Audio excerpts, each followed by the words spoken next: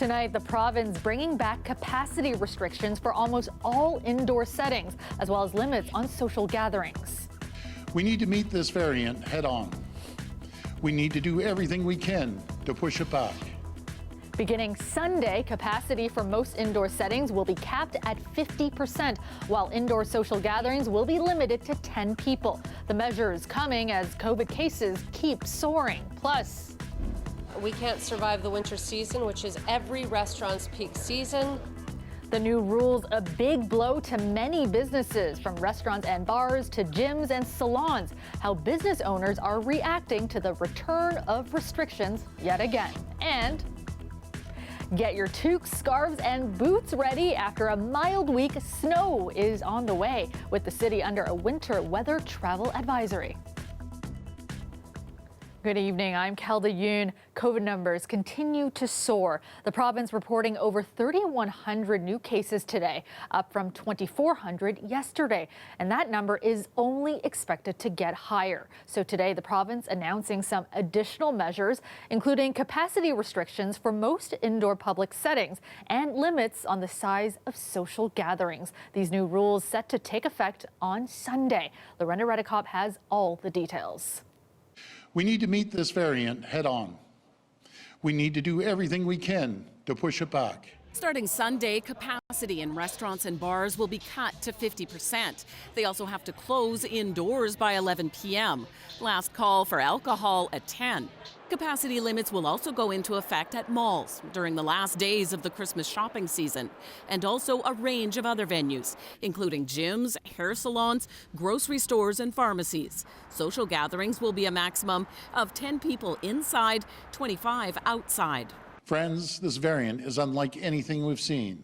And if we don't take every single precaution we can, the modeling tells a scary story. But the Premier and his cabinet had already seen that modeling 2 days ago, when they only restricted the capacity of large venues. So why didn't they do more sooner? Well, this is moving quickly, Loretta, and over the last 2 days we've seen increases in London and Toronto and Peel region, New York, right across the board, and so we're moving. As this moves rapidly and is very fluid. There's an extra restriction for those large venues, no eating or drinking, to try to ensure people keep their masks on. And at nightclubs, no dancing will be allowed. Excluded from the capacity limits are weddings, funerals, and religious ceremonies. Really unfortunate that it didn't come out earlier, because this virus is doubling every 2 to 3 days. So that's another doubling time that we've sort of lost an opportunity to get on top of. So yeah, it's really disappointing, but I'd rather it come today than never. This doctor, who provides data to the science table, says she's seeing the impact on the health system already, with some of her colleagues having to isolate. Colleagues who've tested positive, their entire families have become infected with the Omicron variant. Multiple friends of mine, their children are in isolation right now because there have been cases in their class. So yeah, it is spreading really rapidly. As the holidays approach and people prepare to get together with family, many are wondering what's safe and if fully vaccinated people can get together with grandparents. I personally would advise you to avoid social contact with anyone older, even with 2 doses. If you are going to interact, I'd do it outdoors with masking and distancing in place. I hope the weather stays reasonable across Ontario to enable that, because I think all of us have to learn from the last 20 months to best protect those that are older in our communities. I'm sorry to recommend that. Today, the government did not announce any measures to help businesses or employees. The finance minister says something will be coming soon and is calling on the federal government to help too. Lorena Redekop, CBC News, Toronto. And for many businesses, today's announcement is another big blow. As Lorena mentioned, they're still waiting to see if there will be any additional government supports for them in light of these new restrictions right before the holidays. Dale Manukduk spoke to some business owners today. We're so used to them pivoting and backtracking and backpedaling and switching gears and changing the goalposts that it's like, what are we doing now? Okay, fine. For Erin Gamlin, owner of Lewis Cipher Brew Works, what was old is new again. And while she anticipated changes were coming, it doesn't make it any easier. We can't survive the winter season, which is every restaurant's peak season. We need subsidies. So if he wants to lock us down, then he needs to help support us. Cancellations have already come in for holiday parties and corporate events. The Danforth Brewery will spend the next few days calling reservations to see how it can accommodate them under the new rules. As for personal care services, this salon isn't canceling any appointments. According to the owner, that's taking care of itself due to people canceling events across the city. It seems to me like these measures are a bit much. After being closed entirely for 7 months, Hastings Barbershop is still trying to recover. They're already operating under 100% capacity and are worried people waiting to get cut will have to stand outside in the cold. Most of the population is vaccinated, and yet we're still now panicking, freaking out, canceling plans, Christmas parties, vacations. While business owners are disappointed about the latest setback, reaction from the public is mixed. I think it's smart. What do you think, Carrie? I think they're doing the right thing. Kind of the definition of insanity, doing the same thing over and over again, expecting different results. I don't know if it's going to get us anywhere. We've already been through it, and we know what to do, so we just might as well do what we got to do to get through this again. Necessary, because it's only going to get worse, but it's just disappointing to be in this situation again. Dale Manukduk, CBC News, Toronto. Toronto Police Chief James Raymer has tested positive for COVID-19. A release tonight says even though Raymer was and is asymptomatic, given his regular visits with members of the service and the community, the chief took a test out of an abundance of caution and tested positive this afternoon. Raymer says he is feeling well and will continue to work from home while he is isolating. The LCBO says it has already run out of COVID-19 rapid antigen test kits the same day it began to hand them out. In a tweet tonight, the LCBO thanked customers for their patience and understanding and said they will post if they receive more kits. It comes after long lines formed at LCBO locations across the province before stores even opened this morning. The Premier announced earlier this week the province is making millions of free rapid tests available at pop-up sites across Ontario and has asked the federal government for more. Starting today, pharmacies in Ontario can start allowing walk-ins for anyone 18 and older looking to get their COVID-19 booster shot. But the province's plan appears to be off to a bumpy start. Some of the pharmacies CBC News contacted today say they simply can't accommodate walk-ins right now. Greg Ross has the story. Government doesn't determine how a pharmacy operates. Justin Bates is the CEO of the Ontario Pharmacists Association. That was his reaction today when asked about the Ontario government's decision to allow pharmacies to take walk-in patients for COVID-19 booster shots.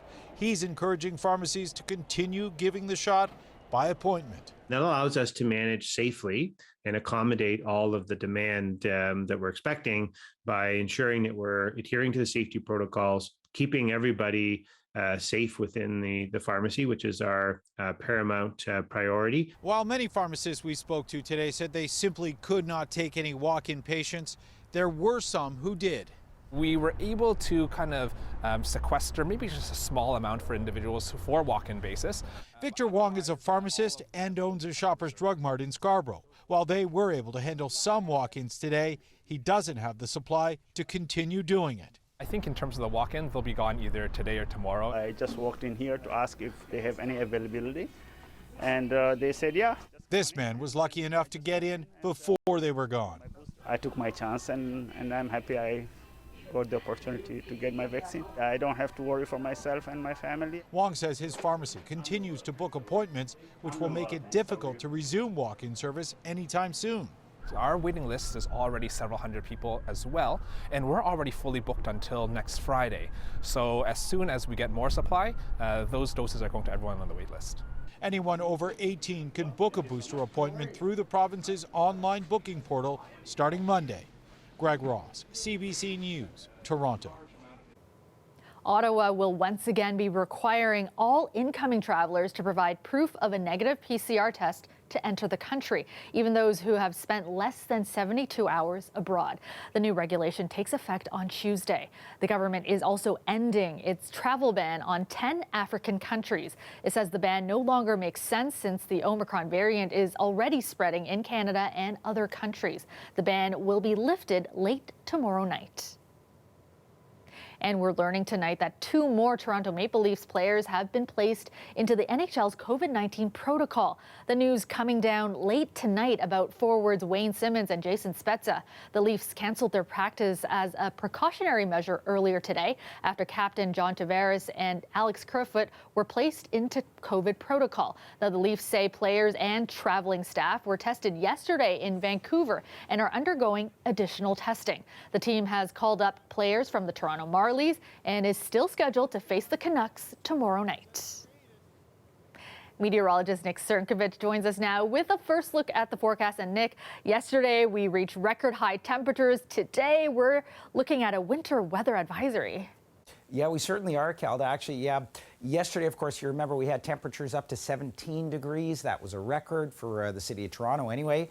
Today, peaking out at 5 degrees. And by the time we hit tomorrow, we're barely going to tip that 0 mark. And we are looking at weather advisories across the GTA and basically right along the shorelines of Lake Ontario. And this for snowfall that's headed our way. Now, the system is approaching tonight. You'll see that on the forecast map here. By the time we hit tomorrow morning, we're looking at snowfall starting across the GTA. Areas along the north shore of Lake Erie likely to see a mixed precipitation, same for St. Catharines. For the city of Toronto, though, basically a snowfall event as temperatures hover at or just below the 0 mark, and it lasts for the better part of the day tomorrow before it finally clears out on Sunday. Now, for the next 24 then, we're looking at this. Temperatures tonight -1, tomorrow high of 0 degrees, 5 to 10 centimeters of snowfall. But some areas will see more than others. I'll show you where coming up in just a bit. Calda. Thanks so much, Nick. You bet. The Toronto Police Services Board, the agency that oversees our police service, is being sued. It's accused of being partially to blame for the murder of a London, Ontario man by failing to prevent one of its detectives from handing over confidential information to the alleged killer. Angelina King has these exclusive details. Bill Horace was shot to death during a home invasion last year. Now his wife and kids are suing the Toronto Police Board, former chief and officer, and his son. The lawsuit claims Toronto Detective Constable Trevor Gregory abused his power by using internal databases to obtain Horace's address and give it to his son, Kieran Gregory. It's alleged Kieran told his dad he had been defrauded out of a lot of money by Horace and that he didn't know where to find him, but he had his license plate. The lawsuit claims Detective Gregory knew his son had been charged numerous times for unrelated drug and weapons offenses. While those charges were eventually withdrawn, the lawsuit claims the detective handed over Horace's information, knowing that his son, Kieran Gregory, wanted the information for the purposes of committing a crime or crimes against the owner of the vehicle, including an armed and forceful home invasion. The next day, it's alleged Kieran and 3 others went to Horace's home where he was shot and killed. The claim says they fled with $20,000 and a cell phone. Kieran has been charged with second-degree murder. The lawsuit also accuses the Toronto Police Board and the former chief of negligence, including in failing to design, operationalize, and enforce appropriate controls to restrict access to the TPS investigative databases to ensure they were used only for legitimate investigative purposes. Lawyers for the board, former chief Trevor and Kieran Gregory, have yet to file statements of defense and declined to comment. We have a situation here which is very troubling. Lawyer Sean Dewart isn't involved in the case but calls it unique, saying while the police plan to defend the civil claim, it's made similar accusations and disciplinary proceedings against Trevor in this case. They're going to be speaking out of 2 sides of their mouth. It comes back fairly quick. Speaking in general, former cop turned lawyer Ian Johnstone says an employer can be found civilly liable for their employees' actions, but says there are stringent rules about accessing police databases. I'm of the belief and experience that most of the checks and balances are there. They're there for a reason, and it's very simple to track who has actually utilized or had access to those databases. Trevor Gregory has been charged with breach of trust and Police Services Act charges. He's currently suspended with pay. All allegations have not been tested in court. Angelina King, CBC News, Toronto. Welcome back. Toronto Blue Jays pitcher Irv Carter visited the Holland Bloorview Kids Rehabilitation Hospital today, helping to spread some cheer to children who have to spend their holidays there. As soon as I walked in and saw these smiles, it made my day. A big emphasis of coming down here was to be here, have fun with the kids, and just show my support, you know. So to just see these smiles on the faces and for, you know, just all of us to be here, it's an amazing thing. The hospital supports children and youth living with disability, illness, or injury. It serves over 8,000 families every year, providing both inpatient and outpatient services. The mother of one patient says events like today's mean a lot to her and her daughter. Katie's been a long-time Blue Jays fan and a long-time ambassador of Holland Bloorview. So to have him come and spend some time and meet the kids is so special, because the kids are here doing very difficult things and just want to be treated like everybody else. And to have some time playing with him and seeing him and meeting him, it's amazing. Carter spent time playing some baseball and taking photos with the kids, who were also given gift bags and signed jerseys. One Toronto Uber driver is taking holiday decorations to a whole new level, decking out the inside of her van in Christmas-themed stuffed animals, treats, and music. There is even a Christmas tree with presents under it. We spoke with Forrest Atkinson about the inspiration behind Festive Van Toronto and the reaction from riders. Sometimes it takes them a second glance, like, and they see the lights, they're like, are you an Uber or is this for an event? I'm like, no, this is your Uber. Hello, I'm Forrest Atkinson, and I'm the driver of Festive Van Toronto. So I did decorate for Christmas last year, but this year I stepped it up. I have my 4-foot Christmas tree there, but I also have a Santa Claus and a snowman, extra things underneath the tree. My stuffed animals here that give out candy to all my passengers. I just basically took it to the next level with all of my decorations. Honestly, when things were very locked down, it meant so much to me to put decorations here, have somebody come in and just really brighten their day. There is not a person that has stepped in here that hasn't taken a photo before they left, and that really makes my day. Oh no. My boyfriend is a wheelchair user himself. He has a spinal cord injury, and I happened to know through him that you could lease these from Uber. It was originally because I just wanted to have an accessible vehicle for us. But then when I put it on the app, I realized how much it was helping the community of Toronto be accessible and how much it was needed. At this point, I know people through my Instagram who can just message me anytime they want to have a ride if they can't find a vehicle close to them that is wheelchair accessible. I know so much about the world now being an Uber driver. With my passengers, I just know it brings a lot of joy. I know because of COVID, we're not always doing the things that we want to. So to kind of get into this car and take your mind off of things, take photos, take a video, have something to post, it's very, very cheerful. I never thought that being an Uber driver could be like this. You can love your job this much and it can kind of bring things back to you. Merry Christmas. You're looking at a live shot of the Toronto skyline. Partly cloudy tonight, becoming mostly cloudy overnight with snowfall on the way. Currently 1 degree in the city. Let's go back to Nick now with a look at your extended forecast. And Nick, how much snowfall are we looking at? Yeah, snowfall, about 5 to 10 centimeters of snow headed for the GTA. And again, as I mentioned a little earlier, some areas will see more than others, and I'm going to show you that in just a sec. Here's a look at our weather headlines. Dropping temperatures. You'll notice a difference, especially through the overnight lows. And then we've got that Saturday snowfall and a bit of Sunday sunshine. In terms of the snow, here's how it plays out. System starts to approach from the southwest tonight. By the time we get tomorrow morning, we're looking at snowfall across the GTA. That basically continues through the day tomorrow with some mixing down around the shorelines of Lake Erie out toward Niagara region. And then as we head through Sunday, a mix of sun and cloud to mostly sunny skies at times, basically for the day. But temperatures are going to stay cool, and that means that we've got the snow sticking around at least until Monday. Now, in terms of accumulations, here's how it plays out.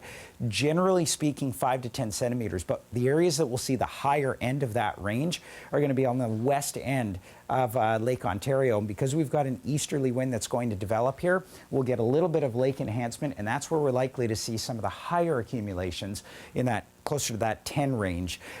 Winds tonight sort of petering out, and then as we move through tomorrow morning, you notice how they shift easterly, and this is what I'm talking about. That wind coming off of Lake Ontario is where we're going to pick up a little bit of moisture and see higher accumulations to the west end. By the afternoon, though, gusts up to 40, maybe 50 kilometers per hour, so pretty blustery tomorrow, in addition to, of course, the snowfall and the cooler temperatures as well. 0 degrees tonight and snow starting down in southwestern Ontario. A bit of mixed precipitation. Those temperatures hover around 0 Toronto. Tomorrow, same story, a little bit of mixing there around the 0 mark. As we move through the Golden Horseshoe, we're looking at temperatures tonight around -1, -2. Tomorrow, not much better at about 0 degrees. 5 to 10 centimeters of snow in the forecast, gusty winds as well, and pretty good looking forecast after that. Temperatures just about the 0 mark there, but lots in the way of sunshine through till next Wednesday. Kelda. Thanks so much, Nick. You bet. Finally tonight, with the holiday season upon us, food banks across the GTA say they're struggling to keep up with the high demand. So Global Medic has enlisted the help of paramedics to assist in delivering food to families in need. Take a look. So today we're with Halton Region Paramedic Services, and we are participating in the Holiday Hustle program through Global Medic. What we're doing is we're donating food to 4 food banks within Halton Region that greatly need this food at this time of the year. Every time around Christmas time, the food insecurity obviously is a great issue, and we're finding more so with COVID, it seems to be even more. So we're happy to help to donate food to all of our members of our community that are the most vulnerable. So inflation's a horror show right now, and food inflation is incredibly high.